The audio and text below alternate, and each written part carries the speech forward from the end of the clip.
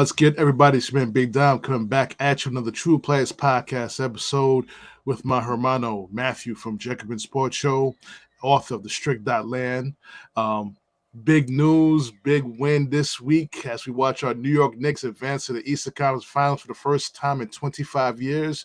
We've been waiting for this for a very long time, people. The streets of New York was going crazy that night, and it wasn't even the championship win yet. It wasn't even the finals, going to the finals yet type of win. So I'm kind of anxious to see what's going to look like when we get to the finals. And I'm not saying if, I'm not saying when. I don't want to put no negativity in the air. You got to put in positive energy in the air to make sure you let the people know that you believe this team's going to go to the NBA Finals. And that's my thought process on it. Matthew, let the people know. So there may be a lot of young people young enough not to remember last time the Knicks were this far. So just to give you a sense of how history repeats itself, the Knicks are so big. The Knicks being back, the Knicks being this far is such a big story that you have the Mets and Yankees both in first place meeting in a Subway Series, and nobody that I know cares. Like, I know a lot of Met fans and a lot of Yankee fans, and nobody cares. Nobody cares. I did not care.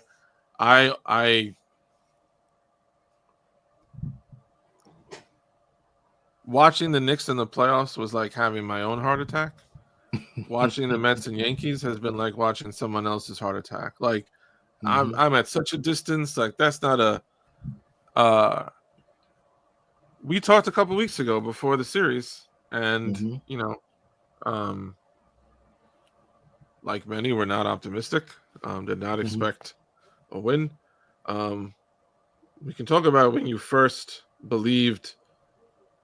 Like, for me, when they won game one, I was really, really happy because I was so tired of hearing, because that nonsense, that stat you kept hearing all year, especially as it got later in the season, and it became the big national talking point. Like, oh, they're 0-10 against the Celtics and the Cavs and the Thunder, and if you didn't pay attention, like, it sounded like they got blown.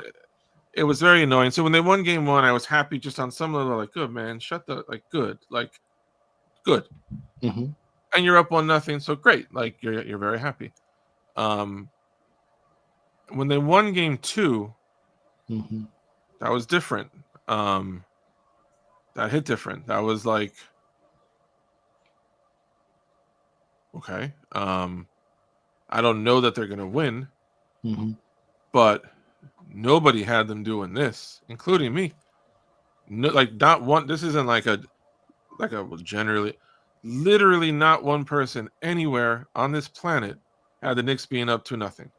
So now you're already in that territory of, like, I mean, if the Knicks are going to do this, this is what it would look like. It would look like something you couldn't imagine. And then when they blew out game three, yikes! Because even in the wins, the Celtics missed a lot of open threes. Like, I think the Knicks had something to do with that, but they missed a lot of threes. A couple of those go in. So game four, like, I've never been, I think, more nervous with a team up 2-1 in my life. Like, you would have thought they were down 2-1. And, but I had seen enough of them that even when they were down again, they were down in the third.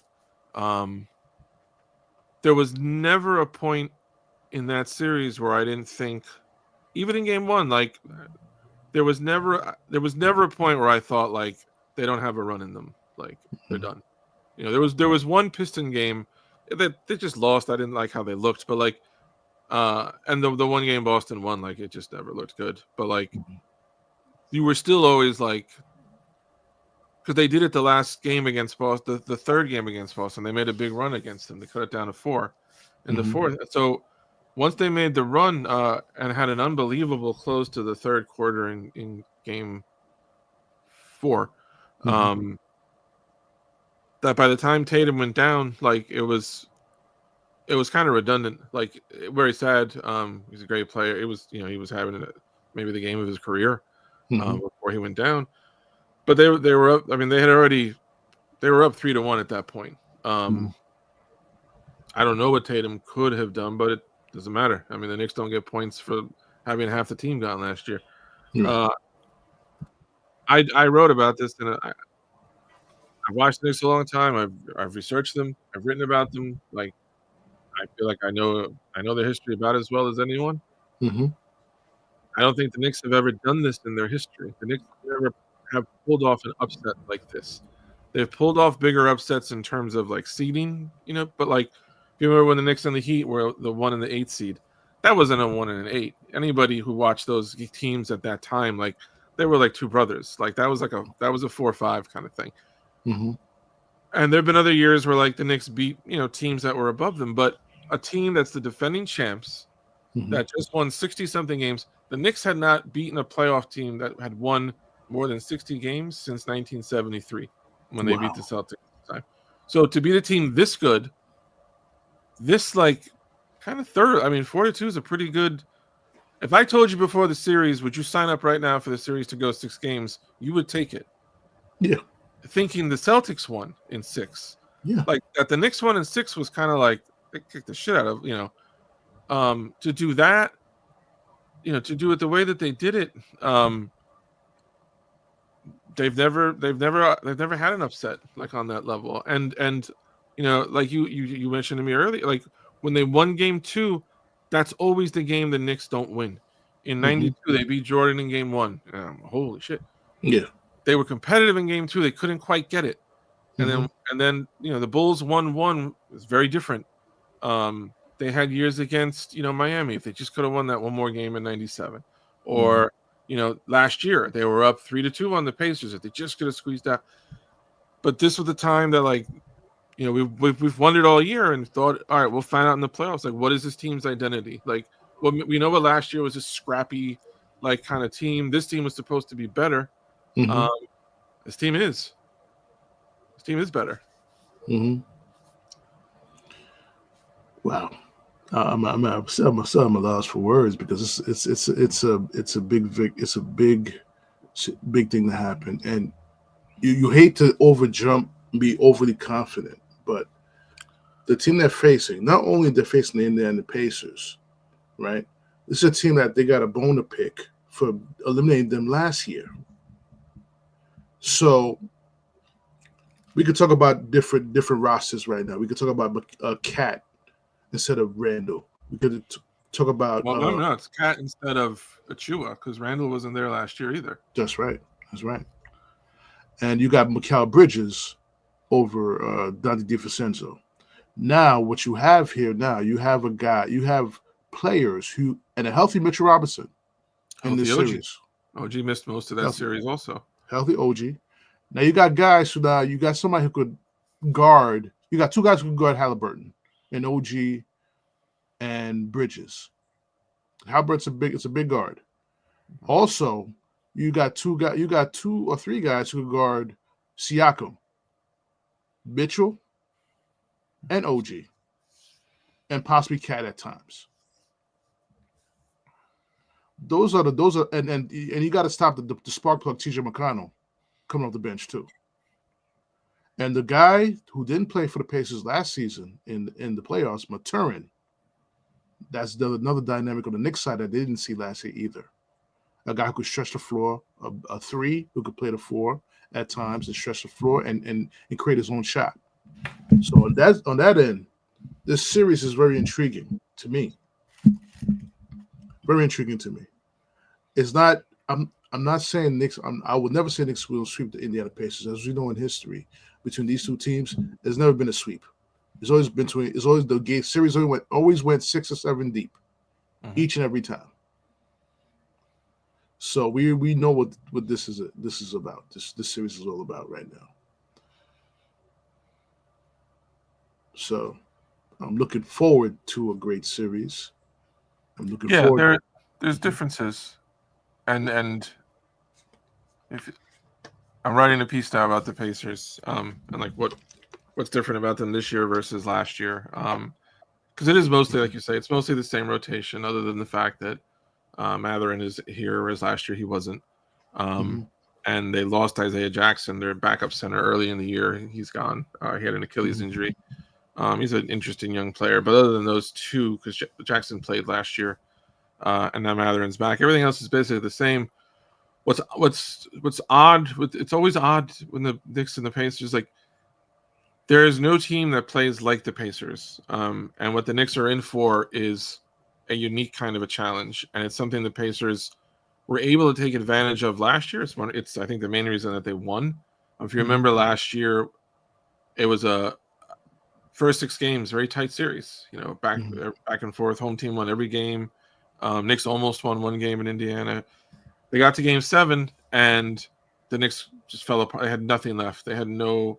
And the Pacers all series, they were deeper, so they were rotating guys in more, and they were upping the pace because they knew, like, we're going to wear the Knicks out, and it did happen. And it's what they try to do again this year. They run their pace. So the main difference with the Pacers that you can see this regular season is that they have given up a little bit of the aggression to have a little bit more control and a little bit more defense. So they still run very fast. Last year they were 2nd in the league in pace. This year they were 7th. So, like, they're still up there, but just not quite as much. Last year they were like 2nd in offensive rating, but they were 24th in defense. Totally imbalanced, kind of team. This year they were 9th in offense and 13th in defense. So, like, much more of a two-way kind of a team. Whereas the Knicks, play their 5 guys the whole game basically. The Pacers in the playoffs are playing. They play 5 guys 30 plus minutes, but they also play another 5 guys like 10 to 20. So they're a 10-man rotation even in the playoffs, even through 2 rounds. And one way you're going to see that take place in the series, it happened last year too. They are going to hound Jalen Brunson like he has not been hounded in this postseason. The Pistons tried it a bit, but Asor Thompson was young and got in a lot of foul trouble, trying to do that. Schroeder did it also and was kind of annoying. The Celtics did it more in the half court, not 94 feet so much, but Nembhard, Neesmith, McConnell, you mentioned, like, Siakam occasionally.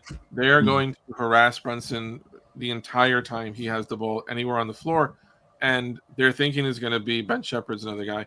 Their thinking is going to be like, we're deeper than you. Like, they talk about it openly. Halliburton was talking after they beat the Cavs about we wear people out because we run.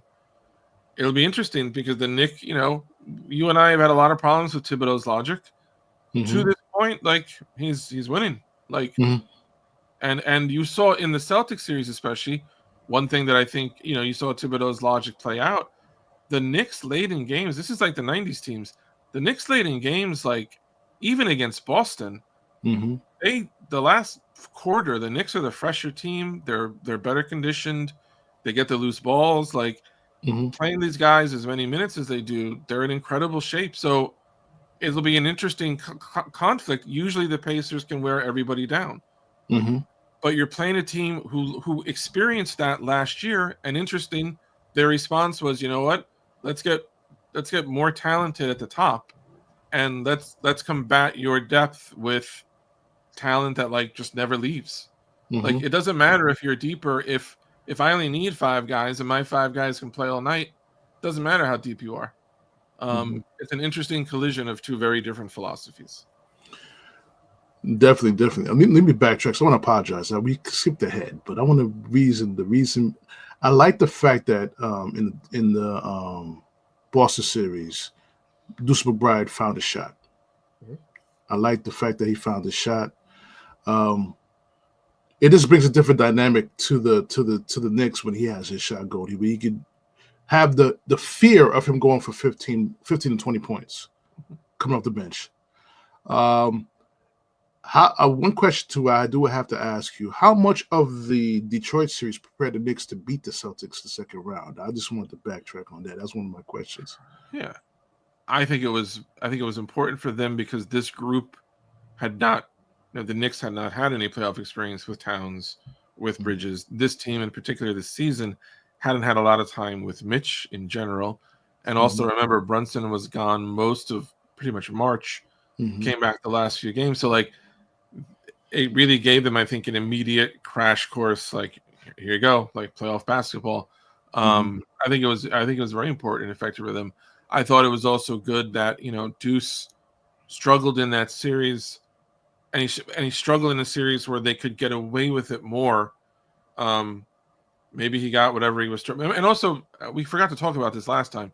Deuce had a late season knee injury that clearly, so he struggled, especially against Detroit. We don't know how well he felt. Looked better against the Celtics, especially as the series went on. And I think you are going to see, if the Pacers try this, I think Deuce will continue to do it too. One reason he started having some success was you saw McBride doing more stuff inside the arc and in some shots like going off glass, drive to the basket. And that was in part because once he realized after the first few games, like, the Celtics are just draped on him at the 3-point line. Like, they're not, because that's his counter for. Don't let him shoot threes. I've never seen McBride work more guys with that kind of Chris Paul hostage dribble where you get him behind you and stay on the crouch, because they were so uptight on him that, like, he just had to cut up a little bit. And you saw Deuce working with that in a way that haven't seen a lot. If the Pacers are going to play him that tough, it's good to know that, okay, like, he's got a counter for it. He's going to have to do some things because Brunson is going to, at some point, Brunson's going to need to sit. And even when he doesn't, just at some point, if the Pacers go small, the Knicks might want to. You got a game where Towns is in foul trouble. Indy goes small. There's games we saw it against the Celtics where they had Brunson and McBride out together. He's gonna, he's the only guard off the bench that Thibodeau trusts, so he's gonna have to come through for them. I think he can. I think this is probably gonna be a series where we may see a Shamet big game if he gets on the floor. This is more Shamet's lane now. You're not dealing with a physical team. You're not dealing with the defending world champions who can play physical with you or have bigs on you who can guard you. This is more his thing now. Up and down pace with the Pacers. He's gonna have a little bit more freedom to do what he can do on the court against the Pacers.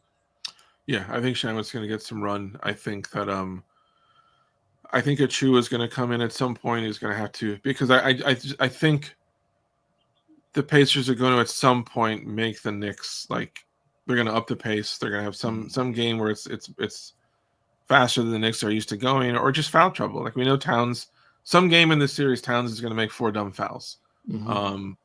Or, whenever Achua had to play, or also Towns, let's also be fair, Towns is playing with at least a fracture in his left hand, if not a break. I'm sure the Pacers will accidentally, smack it a few times.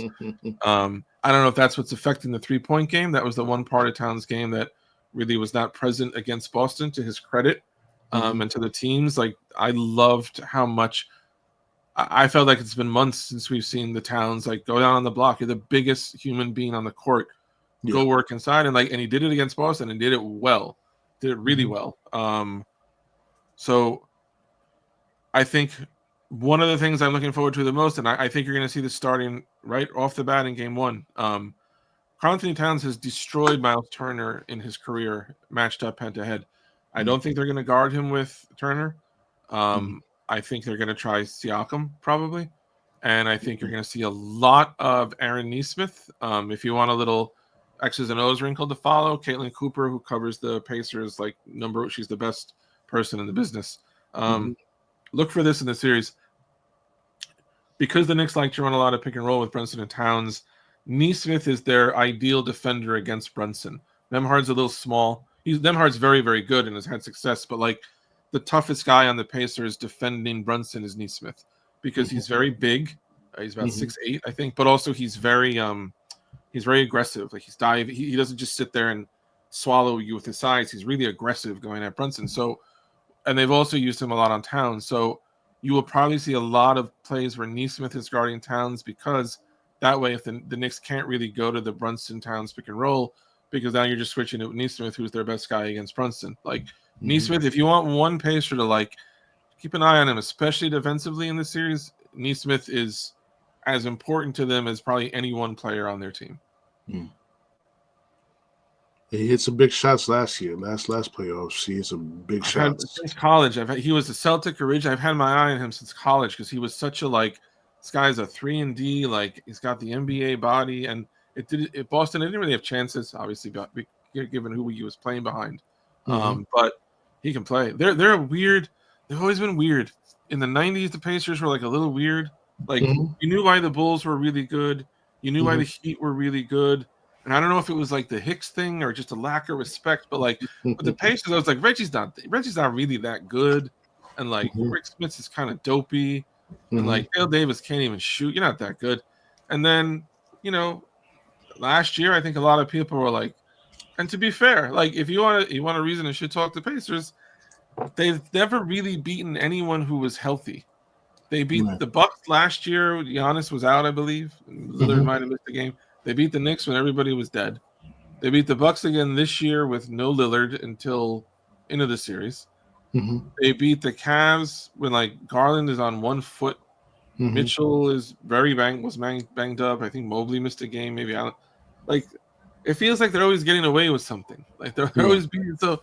So I really hope that like, and I think any Knicks fan who has who had the same taste I did last year, which was like we lost to a team that we would have beat because we were hurt. Like that's the only reason that we lost. So all season, somewhere in your head, you're like, if I could just get back at that team healthy, and Mhm. kudos to Tibbs also. Got to say for this, like to this point, a lot of teams in the league are banged up right now. Aaron Gordon is not going to play. His season's probably done. He's got a hamstring problem. Oh wow. Yeah, Cleveland very banged up at the end, obviously. You know who's not? The Knicks. So I will never be more excited to be wrong about anything than if these Knicks win the title this year. Mhm. And this is Called out. this is the closest they've been in 30 years. I'm calling out work. You will never see somebody happier to eat more crow than I will be. It's right there in front of us. But I'm just gonna say one thing to Thibs: don't blow it. Don't blow it now. Well, let's say this to this he outcoached Bickerstaff again. Mm-hmm. When they lost one game to Bickerstaff, he made adjustments, and after that, they went 3-0. He went up against Missoula, Mm-hmm. who threw that. All right, we're gonna. And credit to Tibbs and to Mitch. Missoula throws out the Hack-a-Mitch Mm-hmm. in the series, and a lot of coaches. Okay, Mitch, you're off the floor. Like, and not only did Tibbs in one game, you saw Tibbs very strategically, intelligently. Mm-hmm. All right, I'll leave him in. They Mm-hmm. fouled him again, but they weren't over the limit. I'll leave him in. Mm-hmm. And he made him use all the fouls until now they were over the limit.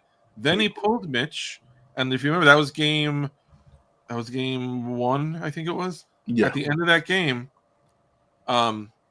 Brunson hit the winning free throws after he drew a foul on Holiday because the Celtics were over the limit.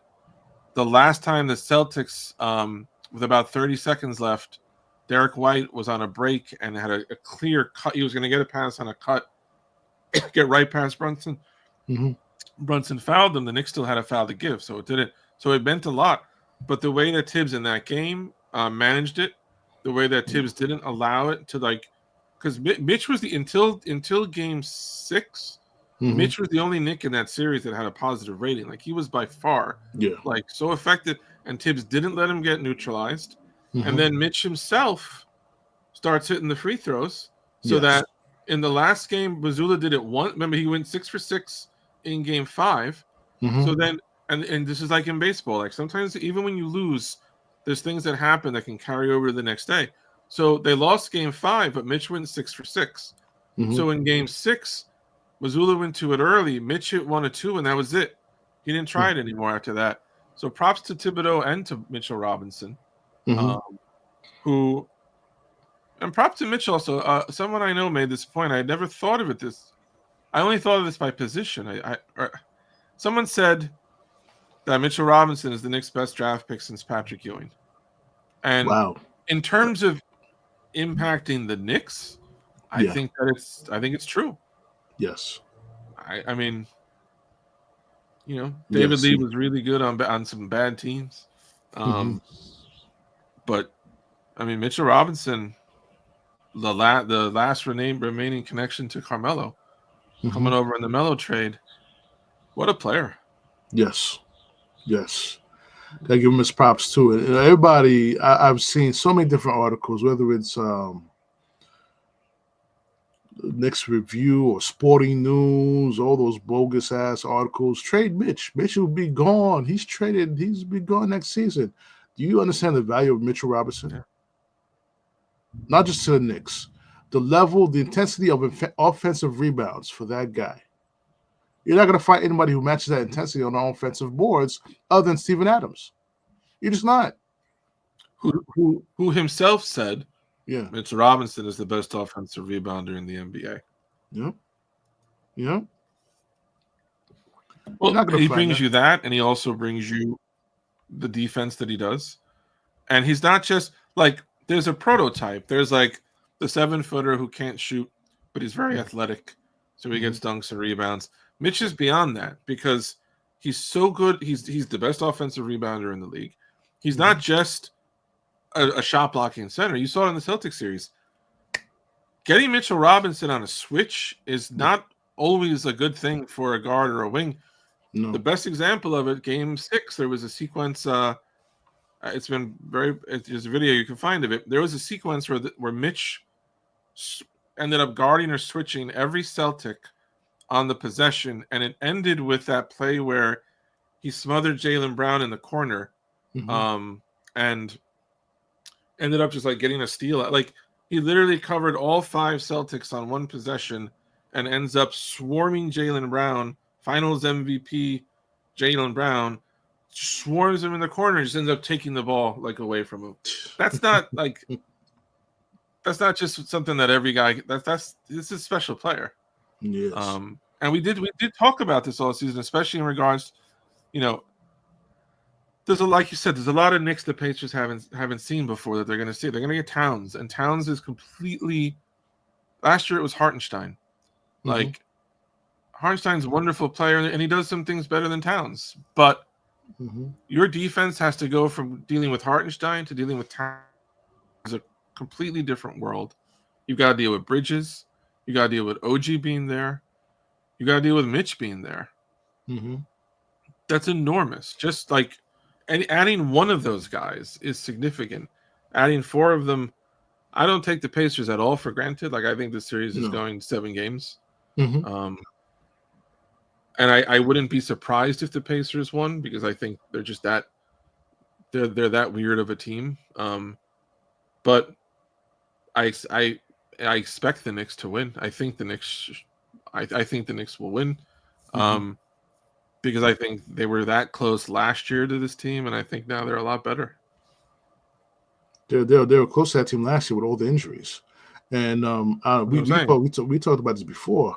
I still felt, despite the injuries, I felt that they should have beaten them anyway. It's just my opinion.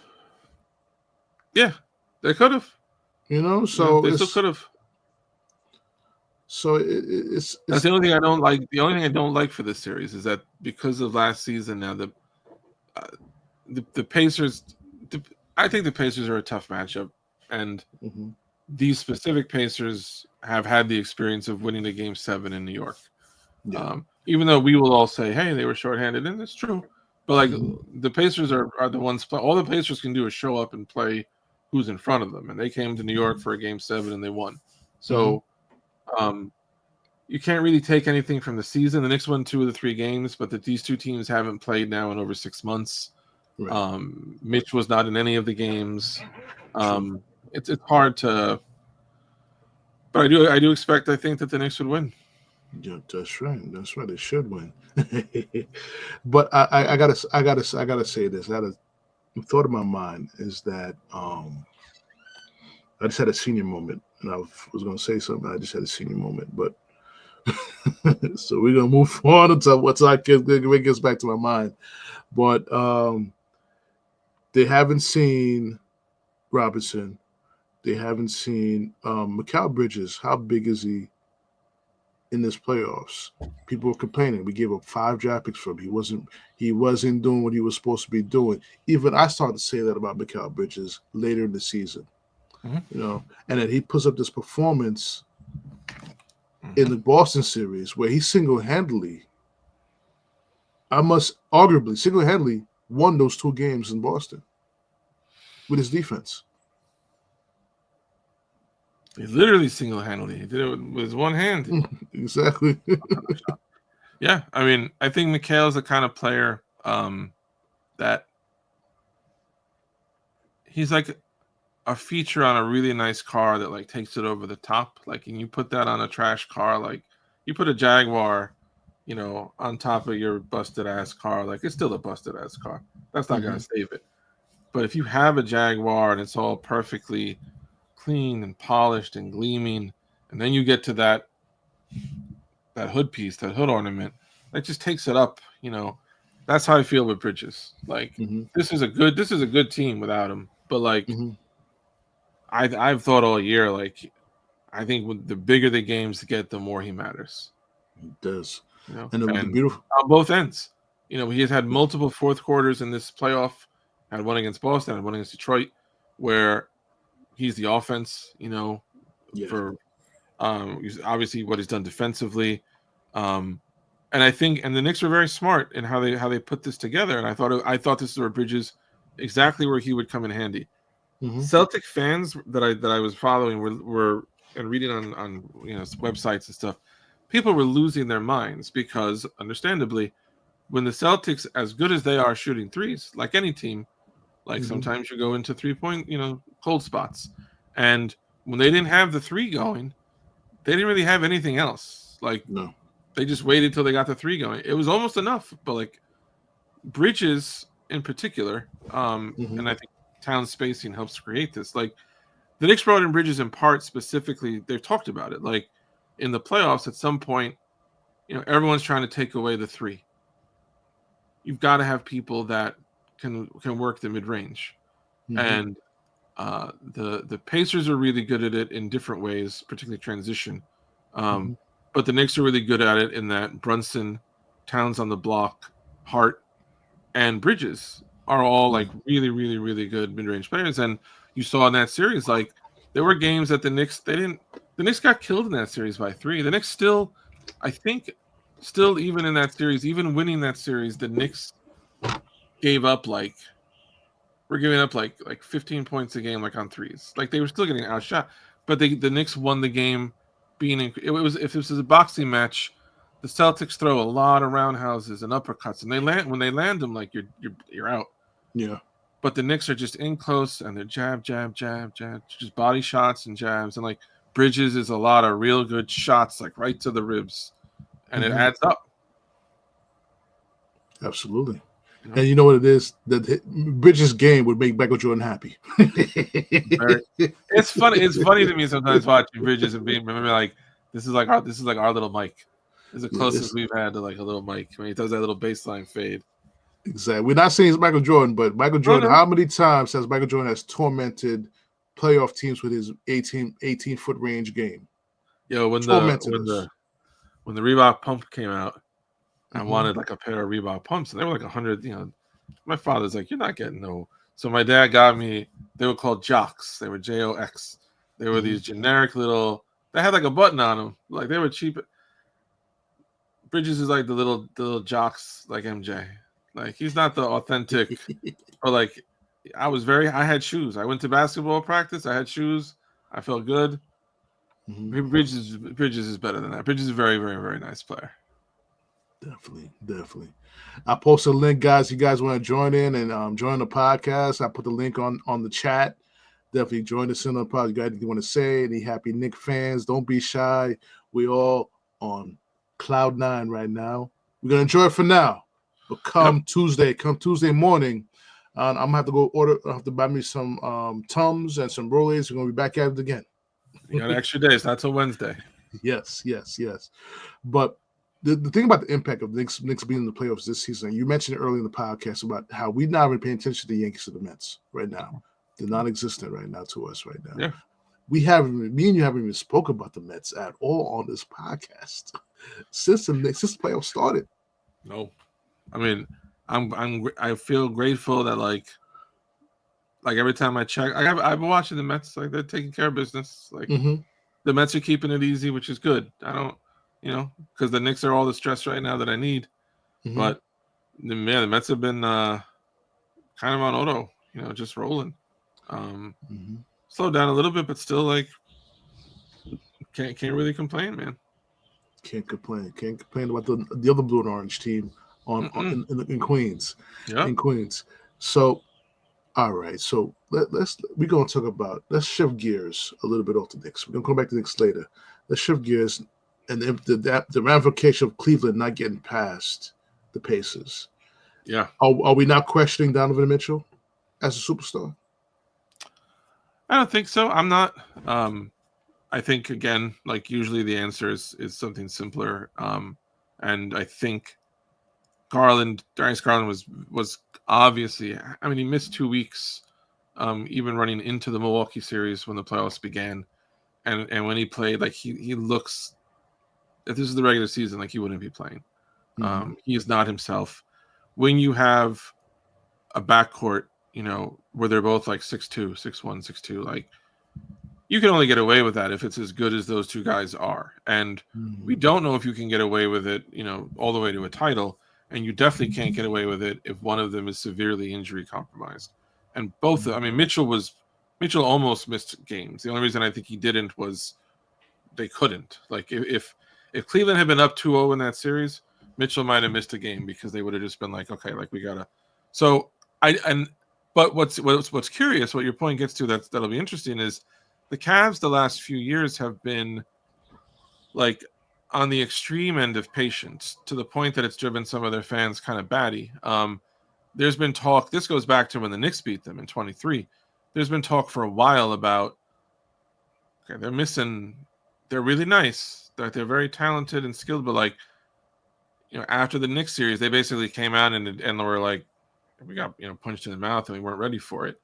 And then they lost. Last year they tanked at the very end so they could get Orlando. Barely beat them. They were down 18 in Game 7. Came back and won, but and then they got beat, I think, in 5 by the Celtics, 4-5. And then again this year, who have they beaten? They beat Orlando, who's one-dimensional, and they beat the Miami team this year of like Andrew Wiggins and shit. Like, you would think something's got to change. Organizationally, what gets tricky with them, and as with everything now, is they put this team together expecting like this is the group we want to go with, and they made all these moves kind of before the new collective bargaining agreement. That was like, oh, Cleveland's so smart. They got to lock in all their guys. Like, now they can go on this run. And just like Boston, you saw as soon as Tatum went down, Boston had been similarly praised. Like, oh, they've put it together where they can make a run for a couple years because of how they've laid out all their deals. Well, once Tatum got lost, everything changed. And now you're going to see, they thought there'd be some change.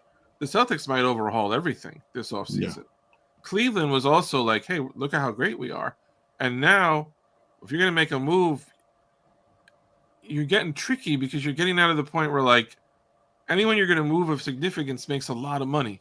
So you can only trade them with another team that has the flexibility to make a trade, and not everybody does because of these apron rules. So, like, it's not even that the whole league is open to you. It's only certain teams. Do any of those teams have what you want? And if they do, is that guy up? Does he want to go to Cleveland? Like, not a lot, historically, not a lot of players want to go to. Now, there is one particular human being who does have very strong feelings for Cleveland and has won there before and is in a situation where the team that has been his team the last few years, maybe for the first time ever, is not going to be his team going forward because the Lakers now have Luka Doncic. So I thought this year before the Luka trade, like, Cleveland should trade for LeBron. The Lakers are going nowhere. Trade one of your stars, but like take your run. Like LeBron on that team, if they had traded Darius Garland, let's say, but got back LeBron, like that's a different animal. Like that's a completely different. So that's the only thing I wonder. Like, would LeBron want to do one? If he would, I could see that. Otherwise, I think they have to change something, but it's very curious to imagine, like, what are they going to do? They don't have any cap space. There's not any big, like, free agent, like, so it has to be a trade. And if I'm another team, the only thing that you have that I'm going to trade you something big for is going to be Mobley or Mitchell. Jared Allen is nice. Garland is, I think, very nice, but they're not like franchise players. No. And if you're not trading a franchise, so let's say you trade Jared Allen, okay, fine, but like, what are you getting back for him? That's going to be such a big deal. Yeah, not get nothing back from him. And if you trade Garland, okay, like you'll get something back, but like, I don't know what with Cleveland. I don't think it's so much that they need a star. Like, whoever their second best player is, that person has not yet proven that they can be the second best player on a contender. Like, Mobley's really good, but either temperamentally or game wise, I don't know that he's there. I don't know that Garland is there. I don't think Jared Allen is there. Nice player, but like, so you look at it's not an easy thing to find. Like, Jalen Williams on the Thunder has been for a while. Oh my God, look at him. He's had a rough playoff. Like, you saw how Jaylen Brown looks when Tatum is gone. Jaylen Brown couldn't shut up last year. Well, the Olympics and Nike, there's this big conspiracy against Jaylen Brown. We saw how you look without Tatum there. Yeah. You don't even look like Scottie Pippen. You look like Scottie Pippen Jr. It's not an easy role. It's one reason the Knicks are lucky that not only do you have Brunson, so you have the guy, but like, you got Towns as a number 2. Yep. That's an old NBA. You know what he can do. Exactly. The only teams left that have that really are Minnesota, because they have Ant and Randall, and Denver because they have Jokic and Murray. Yeah. But not everybody has that. Nope. No. This is like I said, it's an opportunity right in front of us, and we gotta seize it.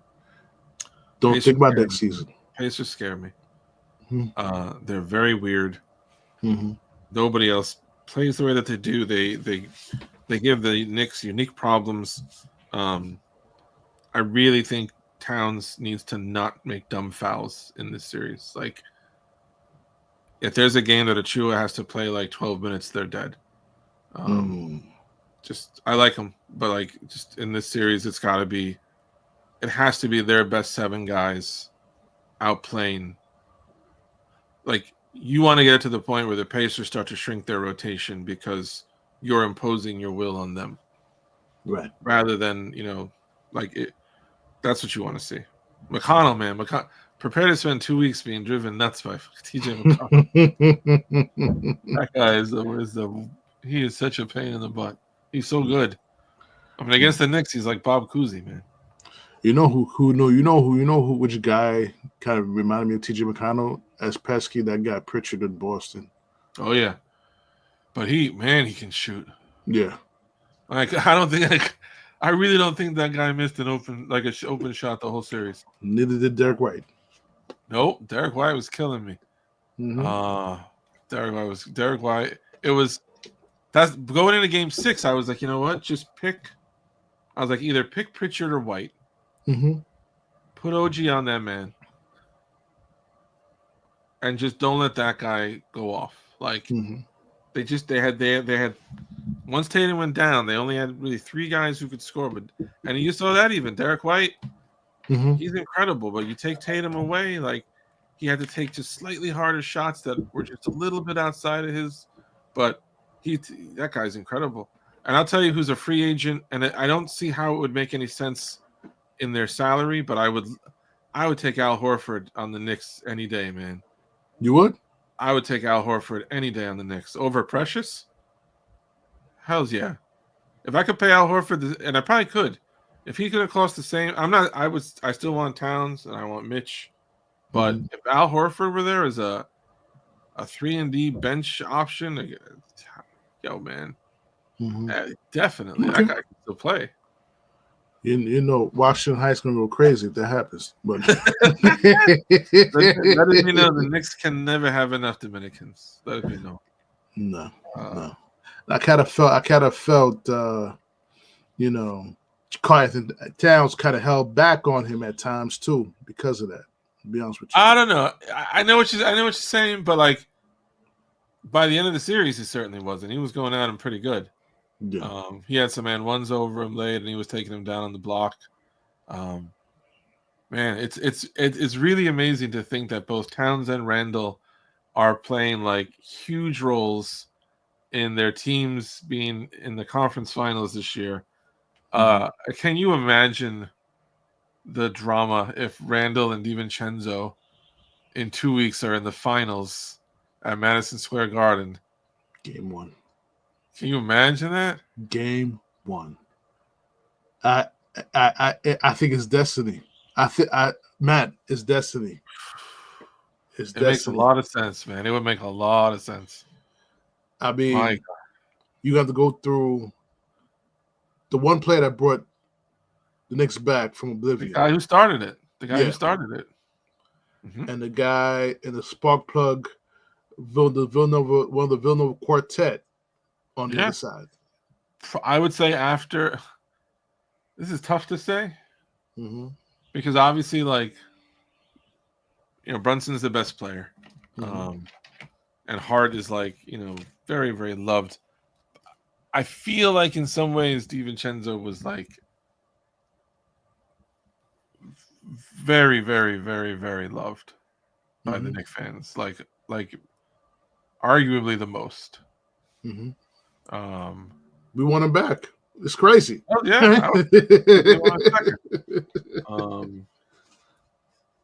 yeah. Yeah, that's incredible. But again, do not look past the Pacers. No, I'm not looking past them at all. They are an annoying team, man. Halliburton, man. Halliburton is He's amazing. I wanted him on the Knicks when Sacramento traded him. That whole year, I have never covered a draft cycle more than that one. That whole year, and from the start, every single mock draft had Halliburton in the Knicks, Halliburton in the Knicks, Halliburton.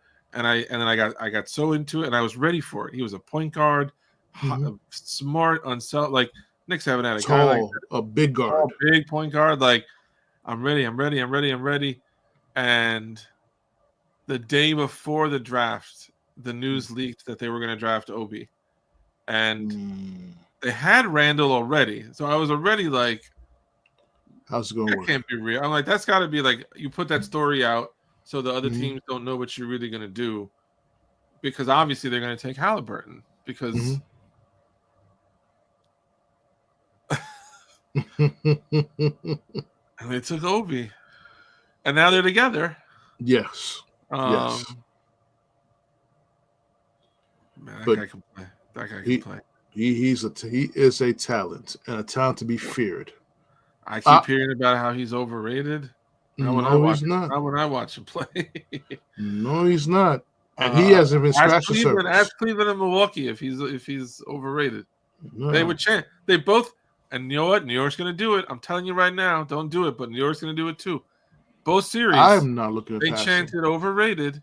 They said it in Milwaukee, and what are they doing right now? They're on the beach fishing. They're fishing on the beach, and they did it in Cleveland. And he won all 3 games in Cleveland in that series. And now the only reason they're not fishing on the beach is because Cleveland ain't in no water. There's no beach to be fishing at. Don't start it with this man. You did it with Trey. It was a mistake. I told you then. It's a mistake. Don't start it with this man. You don't need to do it. He's a little troll. Okay? If you give him any kind of negativity, you're just going to make him worse. Don't do it. Don't do it. Don't do it. Let me ask you 2 questions before we end the show with the last segment I have. Yeah. Which draft was bigger upset? How Obi Toppin over Halliburton or Artest or Weiss over Artest? Which is the bigger upset for the New York Knicks as far as draft picks? Oh, it's always going to be. I mean, Weiss. Even at the time, I think it was even before anyone knew what would come of it. Because maybe you couldn't get away with that now. But at the time, like literally nobody knew who that was. Like in the case of Obi, like I knew a lot of stuff about Obi. I knew like a lot of people had Obi going top 5. A lot of people thought Cleveland and Chicago would take him. Instead, they went with Okoro and Patrick Williams. But a lot of people, Obi was Player of the Year. Obi was as you see, like not just a spectacular dunker and scorer, but he could shoot threes. Very connective passer. Like the ball does not stick to his hands; it's always going. A lot of things to like about Obi Toppin.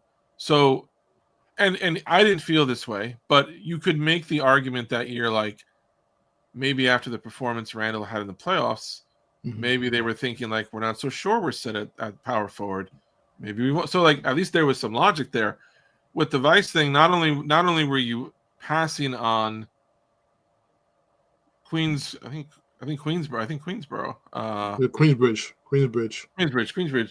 Like you're passing on the local kid, who played in your building, who the city's already in love with. Not just some dude at St. John's, like he was the man, like a major player to the great teams that they had at that time. Not only are you passing on all of that, but you're passing on all of that for a player nobody's heard of. That was too much. That was too much. If I could be the fly on Jeff Van Gundy's wall when that pick was made, and I think that's what drove him to quit after 19 games. Matt, I'm sticking to it. If you ask Jeff Van Gundy, put a gun to his head, what drove him to quit after 19 games that season? That has to be it. I would say it would be fair to point out at that time that the Knicks had by then gone like 3 years without adding anyone of consequence, and Van Gundy might have thought, particularly under this new idiot owner of James Dolan, maybe Van Gundy was like and was right, because they didn't, and then their next big attempt at adding someone was trading Camby and the Nene pick for McDyess. So yeah, I think the Artest thing will always be the worst. You know, Obi and Halliburton is just like, oh come on, but like teams do that all the time. Like you pass on a great player but like teams do not always pass on.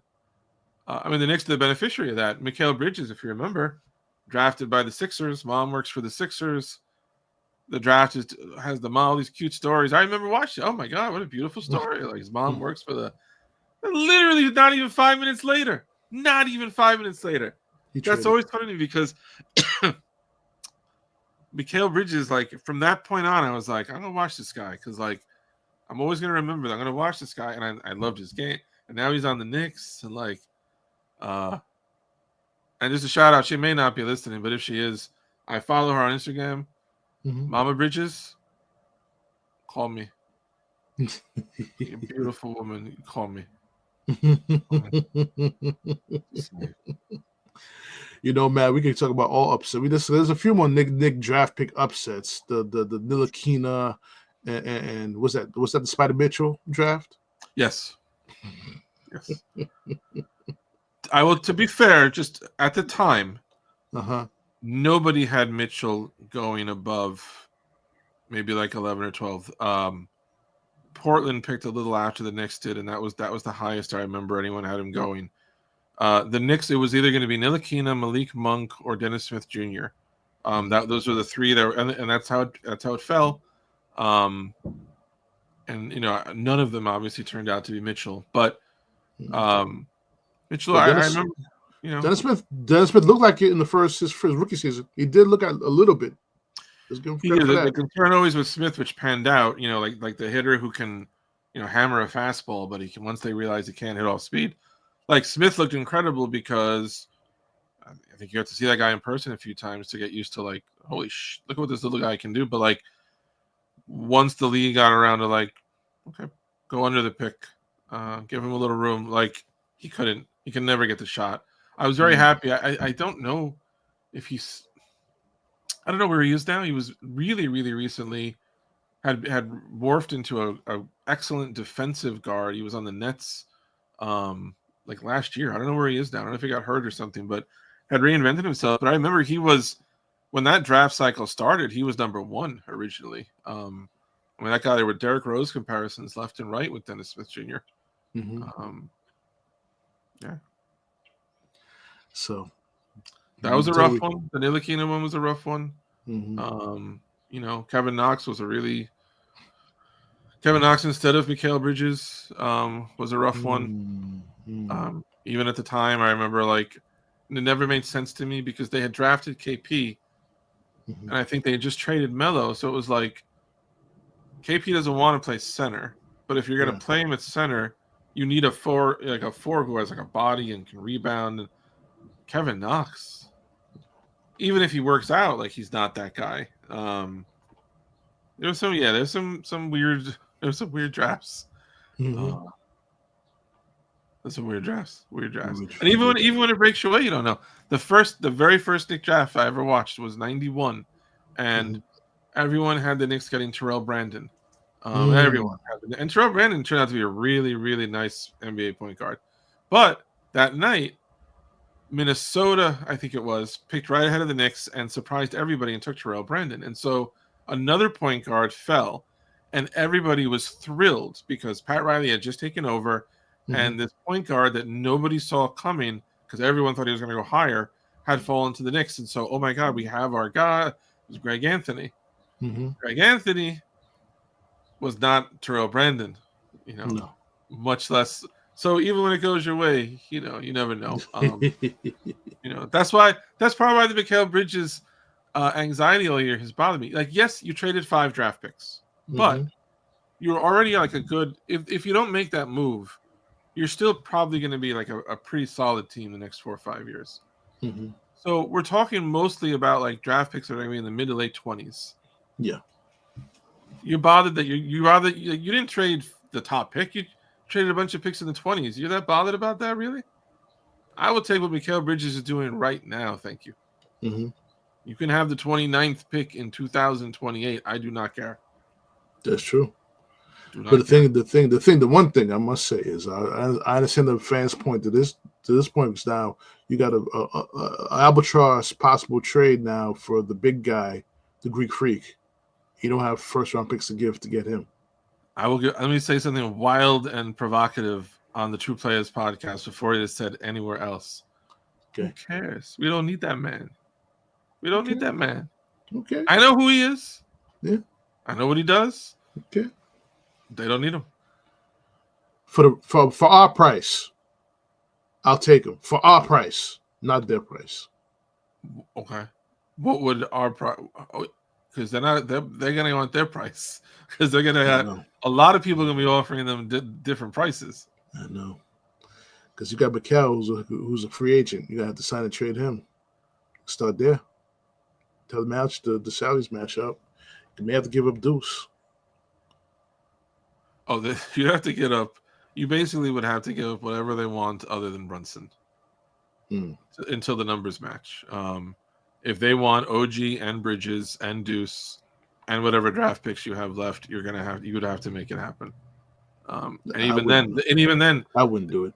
Well, here's the problem is the Knicks don't have what the Bucks would want. The Bucks don't want to trade Giannis for good players. The Bucks want to trade him for draft picks because there's no advantage to them to getting rid of Giannis and then winning 40 games a year. If they're going to trade Giannis, they're going to tank. So all you can give them are draft picks. The Knicks have none. Or you could give them incredible young players. The Knicks have none. So the Knicks are not a contender. Teams that would be contenders for Giannis, there were 2. There's a couple. Orlando could be, because Orlando, let's say Orlando says, we'll give you Banchero and these other pieces. Okay. Well, Banchero's great to build around. Or maybe out in the West, a team like, who was I thinking of? If Memphis decides they want to get rid of Ja. Like, okay, maybe the Bucks would want to build around Ja. The Knicks can't. The Knicks can't touch any of that. Or the Rockets. A lot of people think the Rockets or the Spurs. The Spurs have the Rookie of the Year and the second. Wemby? No. To pair them. Yeah. The Spurs have rookie. Yeah, the Spurs have the Rookie of the Year and the number 2 pick in the draft. The Knicks can't touch that. The Rockets have Şengün, Jalen Green, Amen Thompson, whatever you want, and they have all the Phoenix's picks. So Giannis, if he wants to go somewhere, if he wants to play in New York, it's going to be in Brooklyn. It's going to be Brooklyn. And I don't see that. You don't see Although that? he did say they did just ask him today on Twitter, what is your favorite city to visit on the road, and he did say New York. So I think maybe he wishes he was here. If he wants to come for a pay cut, my man, you play small forward. welcome to New York. Play small forward. Hey, you want to play center or play power forward? Have Cat start off, and we still have Mitchell come off the bench. Listen, it's good to dream. It is. The dream. It's got a right to dream. Yep. So on that note, before we end the podcast, we spoke before we started the podcast, and I want to mention the Knicks alumni showing up, supporting the team. My opinion, you know this, you probably agree with me too. The reason why this Knicks alumni so really support them is because of the Brunson connection with his father, being part of those late '90s Knicks teams who went to the Eastern Conference Finals, went to NBA Finals. Rick Brunson's, a lot of his former teammates were in the building, including Big Pat. So yeah. Your thoughts on that? I love that all the eras are represented. Dick Barnett, who passed away recently, he was there, every game, and Clyde. For big games, you see Bradley there. So the guys from the 70s are there, but you'll see Bernard King there. You'll see, Ewing. You've seen Gerald Wilkins was there, who I hadn't seen in a long time. Yeah. At Madison Square Garden. You'll see Stephon Cornshaw. Even before then, you'll see Starks. You'll see, like you were saying, LJ, Sprewell, Camby, Houston. Childs is sometimes there. Steph is there. David Lee has been there this year recently. Tim Thomas. It's also nice. It's not just stars. It's not just like Bernard King and Patrick Ewing. Very nice to see Ewing this much, by the way. He hasn't been around this much in a while. Doesn't he work for the organization? I think some of them work in the organization. Yeah, but like to see him on camera at the games as much. He's been on the road. He was Detroit. He's been with them. It's nice to see. It's nice to see Ewing around this, but also to see Tim Thomas is not like a star. He wasn't there that long, but you see Tim Thomas there. It's becoming it's nice that the Knicks are in the playoffs enough to now start traditions. This has become a tradition the last couple of years, and it's really nice to see. It's because it also lets you see Stephon Marbury. I wrote about him. Stephon Marbury always looked to me when he played like this man has the weight of the world on his shoulders. You would think, oh, he came home. He's got to be so happy to be playing at home. Everybody knows, sometimes coming home is the opposite. Sometimes coming home is heavy, especially if everyone is. He's so happy following them as a fan. He's so happy. It's beautiful to see if you care about Steph at all, because as much as it looked like a struggle when he played here, I love seeing just how happy he is, just taking it as if it's very nice to see. Definitely, I truly feel the same way. Especially, I felt he really wanted to be in there. He really wanted to be a Knick. He really wanted to be successful as a Knick player. He did. I think what broke him that made him go off to that little mental breakdown was playing for D'Antoni when he benched him for Chris Duhon. That really destroyed him. And went up that little eat Vaseline on Twitter and all that stuff. That really drove him to the edge. And Steph had a lot going on then. Yeah, but the one thing that I'm missing when you see all Knicks alumni, we spoke about before. We're missing one valuable New York Knick. We're missing actually two. One, God rest his soul, passed away, a couple of years ago, Anthony Mason. Another one is the power forward, number 34, Charles Oakley. That's missing. Trick with Oak, I think. But I like to think that, especially if they get farther, that would just blow the building up. Let's say the Knicks, let's say they go Game 7 with Indiana, and you want to get the crowd. If you introduce Charles Oakley before that game, the roof would blow off. The trick is, as with most things in life, even when you are a millionaire, retired NBA former All-Star, is you got to have people in the right places to go to bat for you. And the problem is, Oakley's enemy is the biggest man in the building, his biggest advocate as a teammate, Ewing. I have no reason to think that Ewing is anti Oakley, but Oakley has been very ugly about several things that he has said about Patrick Ewing the last couple of years. I understand Oakley was hurt and wanted Ewing to speak out more in his defense. But like, so Dolan's against you. Ewing's probably not going to go out of his way to like fight for you. Other people who were there with you or don't, like Pat Riley's not a factor at MSG anymore. Jeff Van Gundy's not a factor at MSG like anymore. So like the only players from your time who have any clout would be Starks and maybe Houston. Houston at least works with it. But like just speculating, I'm going to guess that Allen Houston, who has now worked for years for Jim Dolan, probably feels more loyal to him than he does to Charles Oakley, who he played a couple of years with almost 30 years ago. I'd like to see it happen, but I don't think Dolan would do it unless Oakley bend the knee in some way. And I love Oak, and I don't think he ever will. I don't think he needs to. He shouldn't have to. He shouldn't have to. And I think Dolan would want to make him do it. And I don't think Oak will ever do it, but he should be there for all this. I mean, Knicks Pacers, like, you know who was there for almost all of those series? Charles Oakley. Yeah. Yes. And I think it's going to take. I think Big Pat is going to do something that he's done almost every time he played on the court, making sacrifices, putting his body on the line. He may have to just swallow what that man said about him. Call him on the phone, have a dinner, square everything out, man to man, the two of them. Because that was Ewing's enforcer. For over 10 years? Yes. Probably 11. I think 11 years they played together. 11 years. I mean, the big superstar that made the Knicks relevant those 90s and early 2000s has to swallow whatever that man said about him and have that strong conversation about, what happened during that night when Oakley had the situation at the Garden. Hash out their differences, whatever they may be. And Ewing has to be that bridge to make Dolan now bend. Because let me tell you something. If Dolan goes against Ewing, after everything that's going on, Dolan's going to lose the city. I think as long as the Knicks are winning, Dolan is in a position of strength.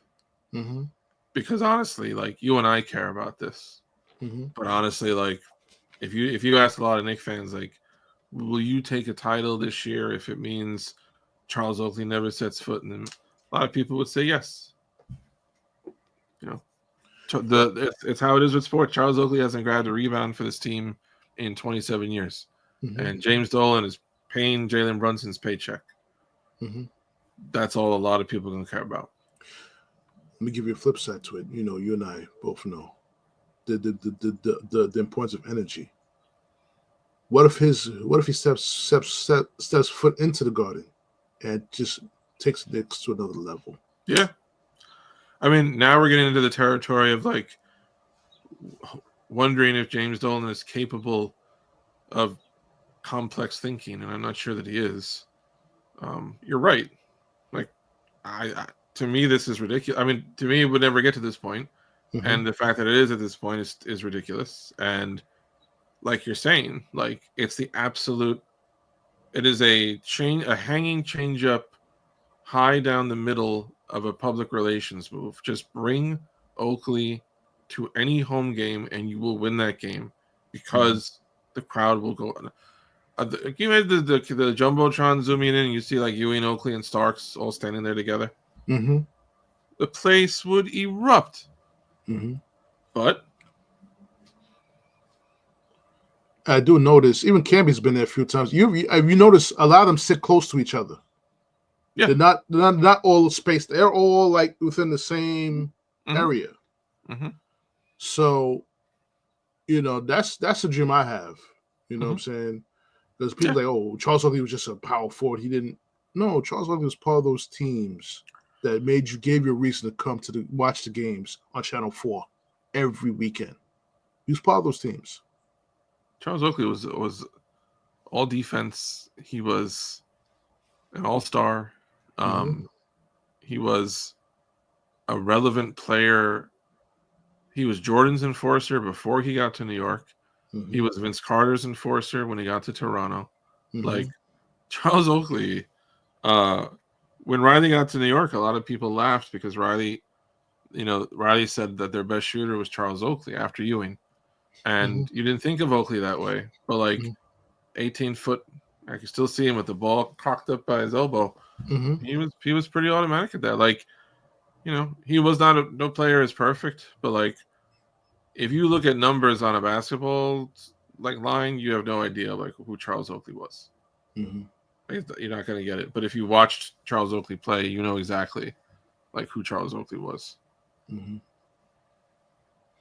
Maybe we should cut this snippet and send it to his Instagram or something. We never know.